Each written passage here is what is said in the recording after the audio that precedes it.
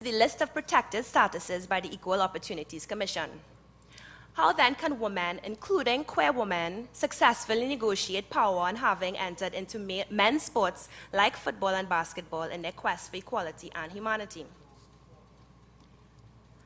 Sports and development literature speaks very clearly to gender equality and empowerment of women and girls in sport, but fails to provide guidelines concerning women's sexuality and gender expression. The inclusion of sexual considerations has been a wider struggle within social policy development, including gender policies, as is the case in Trinidad and Tobago. One of the stated objectives of the national sport policy is to encourage and provide for the fullest participation of women and girls in the area of sports. And this is consistent with the 1994 Brighton Declaration on Women in Sport. Right, so you can see what that's about there. These aims, alongside other international guidelines, including the Windhoek Call for Action, are the guiding principles of gender considerations in sport development policy around the world. Despite this, recommendations fail to address sexuality as its own category, even in identifying forms of discrimination, and despite more accepting societal attitudes and practices in most Western countries, the sport arena remains a bastion for sexism and homophobia.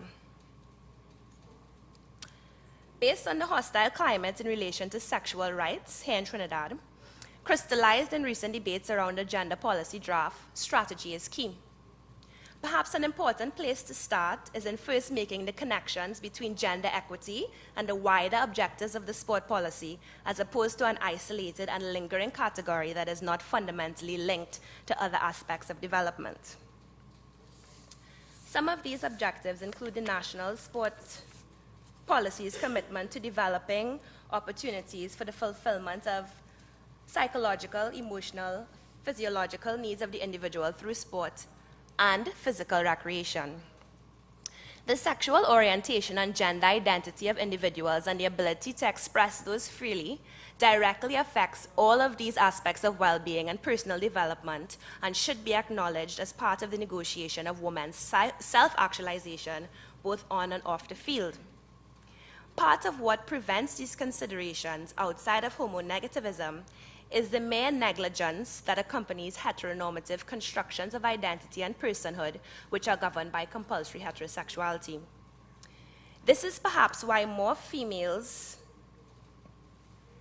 have been coming out publicly and sharing their stories of discrimination and exclusion in the hope that their queer visibility poses